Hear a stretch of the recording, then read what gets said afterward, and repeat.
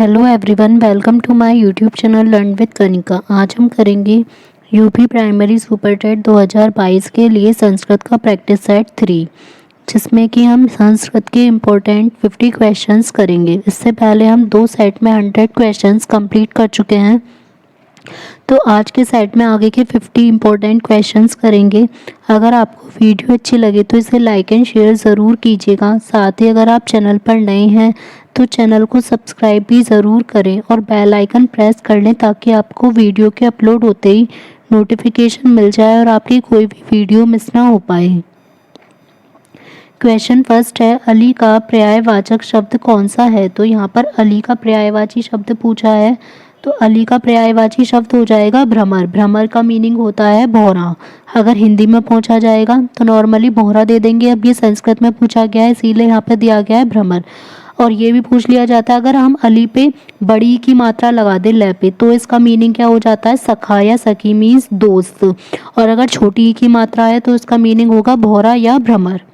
Next है, आस्तिक का विपरीतार्थक शब्द मीन्स आस्तिक का अपोजिट वर्ड। तो आस्तिक जो कि भगवान में विश्वास रखता है, तो इसका अपोजिट हो जाएगा नास्तिक, जो कि भगवान में विश्वास नहीं रखता है।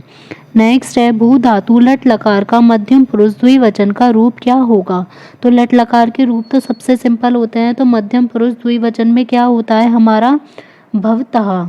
तो यहाँ पर ये कंफ्यूज नहीं होना, जो द्विवचन पूछा जाएगा तो उसमें विसर्ग आएगा, ना कि नॉर्मल वाला। तो आंसर होगा ऑप्शन डी।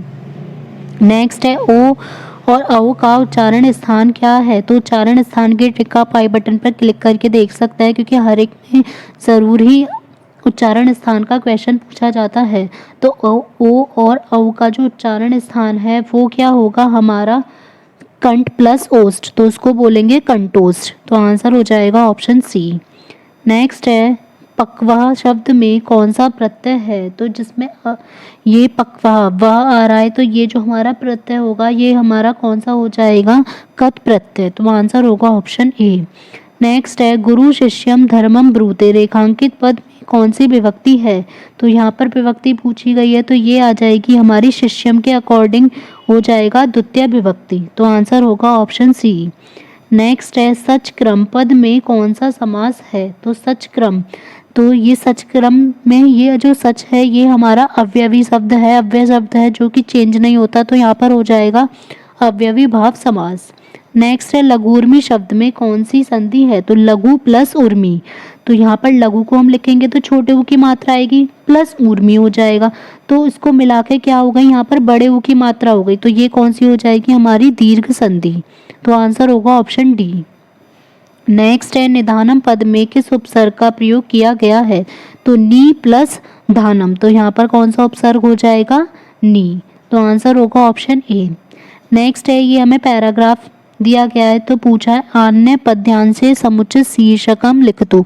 इस पद्यांश का हमें शीर्षक लिखना है, तो यहाँ पर दे रखा है जांड्य ध्यो ध्वरति सिंचति वाची सत्यम मानो उन्नति दृष्टि पाप मया करोति चेतः प्रसादयति दिक्षु तनोति कीर्तम सत्संगति कथे किम न करोति पुसाम।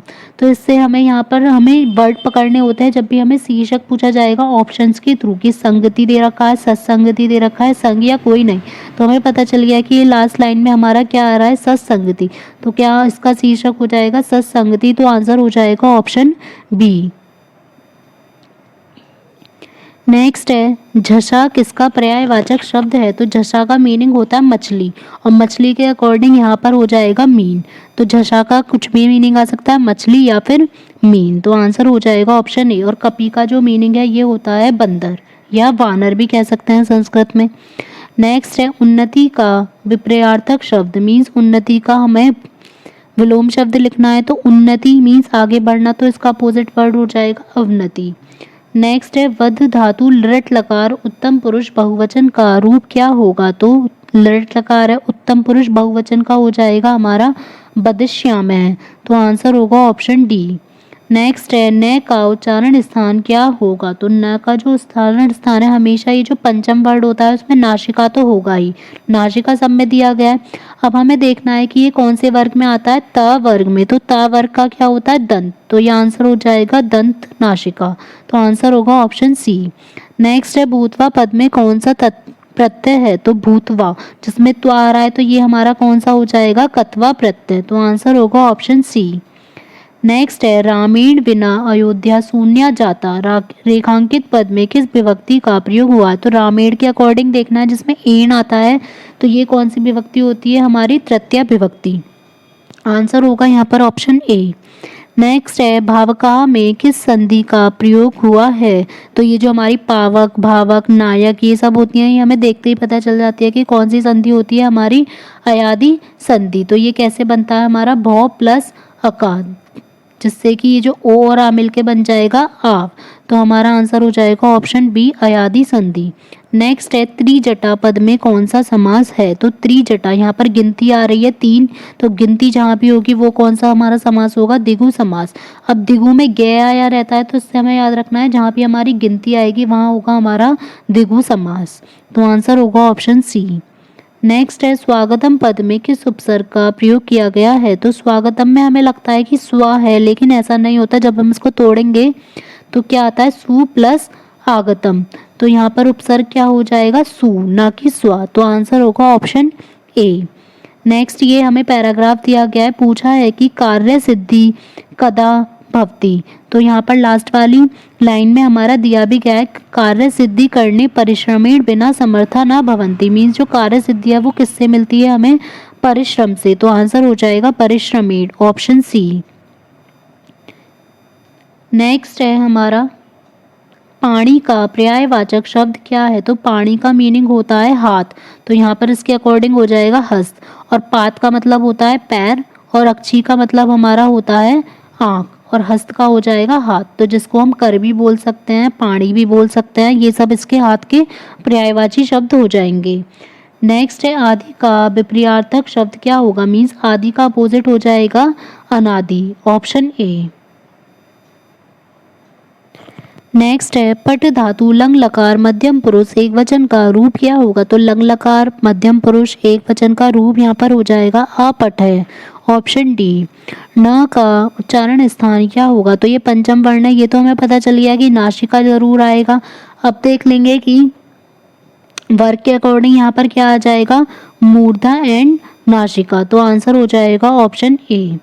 नेक्स्ट है सा गुर्वे दक्षिणा ददाती पद में किस विभक्ति का प्रयोग किया गया है। अब हमने देखा था कि जहाँ भी हम दान या किसी चीज़ को दक्षिणा कुछ दे रहे हैं तो वो वहाँ हमेशा हमारी चतुर्थी विभक्ति ही होती है, और गुर्वे के अकॉर्डिंग भी देख सकते हैं चतुर्थी होगी, और दान के अकॉर्डिंग भी। तो आंसर होगा ऑप्शन बी, चतुर्थी विभक्ति। नेक्स्ट है कुर्बन पद में कौन सा प्रत्यय है। तो कुर्बन, तो जो हमारा श्रत प्रत्यय होता है इसमें लास्ट में अन लग जाता है, तो यहाँ पर आंसर होगा ऑप्शन सी, श्रत प्रत्यय। नेक्स्ट है श्रवणम का संधि विच्छेद क्या होगा। तो श्रवणम का संधि विच्छेद यहाँ पर हो जाएगा श्रो प्लस अड़म। अब ये भी पूछ सकते थे कि यहाँ पर कौन सी संधि होगी। तो जब ओ और ए मिलकर हमारा वह बन रहा है तो ये हमारी कौन सी संधि हो जाएगी, अयादि संधि। तो आंसर होगा ऑप्शन बी एंड अयादि संधि। नेक्स्ट है हंसो पद में किस समास का प्रयोग हुआ है। तो हंसो जैसे माँ पितरों का था, तो पितरों का मीनिंग क्या था, माता और पिता। ऐसे ही हंसो का हो जाएगा हंस और हंसनी। तो इसमें कौन सा समास का प्रयोग होगा, हमारा द्वंद्व समास। नेक्स्ट है अनुभूति में कौन सा उपसर्ग है। तो अनु प्लस भूति, तो यहाँ पर उपसर्ग हो जाएगा अनु। आंसर होगा ऑप्शन सी। नेक्स्ट है यहाँ पर ये पैराग्राफ दिया गया है, क्वेश्चन पूछा है सत्यम वदम धर्मचर वाक्य कस्य महिमा वर्णति। तो इस वाक्य से किस चीज़ की महिमा का वर्णन हो रहा है। तो यहाँ इसके बिना उससे ही पता चल रहा है हमारा सत्यम वदय धर्मम चरम। तो इस वाक्य से किसका पता चलेगा, हमारा सत्य का या धर्म का। ये दोनों ऑप्शन तो कैंसिल हो जाएंगे, असत्य भी और अधर्म भी। अब ये ऑप्शन में हम देख लेते हैं यहाँ पर इसके अकॉर्डिंग, उपनिषु कथितम दर्श्यते सत्यम वदम धर्मम चरम अत्रापि सतस्य महत्ता परिलक्षते। तो इससे किसकी महत्ता का पता चलता है, सत्य की। तो यहाँ पर भी यही पूछा गया है, तो आंसर हो जाएगा ऑप्शन डी, सतस्य। नेक्स्ट है नगे का पर्यायवाचक शब्द कौन सा है। तो नगे का जो पर्यायवाचक शब्द होता है ये क्या होता है, पर्वत। पर्वत का जो पर्यायवाची है वो नग होता है, और शैल भी होता है। तो यहाँ पर आंसर हो जाएगा ऑप्शन ए। गज का हो जाएगा हाथी, सर्प का हो जाएगा सांप, और अश्व का हो जाएगा घोड़ा।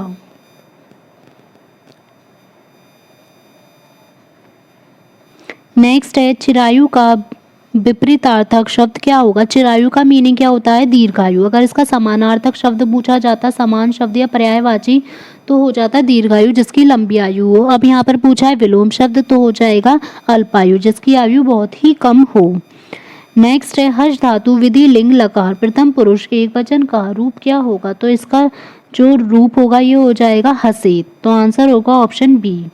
नेक्स्ट है माहेश्वरी सूत्रों की संख्या कितनी है। ये इंपॉर्टेंट है, कई बार पूछा जाता है कि माहेश्वर सूत्रों की संख्या कितनी होती है, 14। तो आंसर हो जाएगा ऑप्शन सी। नेक्स्ट है प्राप्य पद में कौन सा प्रत्यय है। तो प्राप्य में जो प्रत्यय होगा वो हमारा हो जाएगा जिसमें पेय लगता है, ये होता है लियप प्रत्यय। तो आंसर होगा ऑप्शन बी। नेक्स्ट है बालका सर्पात विभत्यति रेखांकित पद में किस विभक्ति का प्रयोग हुआ है। तो यहाँ पर कौन सी विभक्ति हो जाएगी, बाल कहा तो हो जाएगा प्रथमा, और वचन पूछा है तो ये हो जाएगा प्रथमा विभक्ति बहुवचन, ऑप्शन सी। नेक्स्ट है अविद्या में कौन सा समास है। तो अविद्या यहाँ पर जिसमें भी हमारा जैसे अनंत था, अविद्या है जिसमें इस टाइप के नेगेटिव साइंस के होते हैं, तो उसमें हमेशा होता है हमारा तत्पुरुष समास, वो भी उसका भी टाइप पूछा जाए तो होता है नज्ञ तत्पुरुष समास। तो आंसर हो जाएगा ऑप्शन डी। नेक्स्ट है धात्रंश पद का संधि विच्छेद क्या होगा। तो धात्रंश को जब हम तोड़ेंगे तो ये बनेगा धात्र प्लस अंश। तो आंसर होगा हमारा ऑप्शन डी। नेक्स्ट है कुतय अव्यय का क्या अर्थ है। तो कुतय का जो अर्थ होता है ये हमने उस दिन भी पढ़ा था अभी। तो कुतय का अर्थ होगा हमारा कहाँ से, और अगर कुत्र होगा तो कुत्र का मीनिंग होगा कहाँ, और कुतय है तो कहाँ से। नेक्स्ट ये हमें पैराग्राफ दिया गया है, तो यहाँ पर पूछा है अस्य गद्यांशस्य समुचितम शीर्षकम लिखतु। इसका हमें शीर्षक लिखना है कि क्या होगा, भारतवर्ष, धर्म, ऋतु परिवर्तन या साहित्य। तो यहाँ पर दे रखा है प्राचीन काला देव भारत विश्वस्य विद्या गुरु आसीत। विद्या का गुरु कहा जाता था प्राचीन काल में। अतत्या जलवायु ऋतु परिवर्तन सस्य संप्रति खनिज संपदा धर्म दर्शन साहित्य च विश्वस्य जनानम आकर्षितम कृतवंता। तो जो भारत की जलवायु थी, ऋतु परिवर्तन, यहाँ की खनिज संपदा, धर्म दर्शन साहित्य, सभी से जो विश्व के लोग जो हैं बहुत ही आकर्षित थे। अत्रत्य संस्कृति मानवीय संस्कृतिषु सर्व प्राचीना सर्वश्रेष्ठ चास्ति। तो यहाँ की जो संस्कृति है वो सबसे प्राचीन संस्कृति मानी जाती है। अश्विनैव भारते देशा महर्षि व्यासः समजायत येन चतुर्णानां वेदानां संकलम। तो यहाँ भारतवर्ष में जैसे महर्षि व्यास थे, उन्होंने क्या दिए थे, 4 वेद दिए थे, अष्टादश पुराण नाम के पुराण दिए गए थे, महाभारत इस टाइप के काव्यों की रचना की गई थी। तो यहाँ पर हमें भारतवर्ष के बारे में ही बताया गया है। तो यहाँ पर जो गद्यांश का शीर्षक है ये हो जाएगा भारतवर्ष है, ऑप्शन ए। नेक्स्ट है कुरंगा का पर्यायवाची शब्द क्या है। तो कुरंग का जो पर्यायवाची शब्द होता है इसका मीनिंग होता है हिरन। तो यहाँ पर इसके अकॉर्डिंग हो जाएगा मृग। तो मृग का हो जाएगा कुरंग। अश्व का हमने देखा था इसका मीनिंग क्या होता है, घोड़ा। गज का हो जाएगा हाथी, और वानर का हो जाएगा बंदर।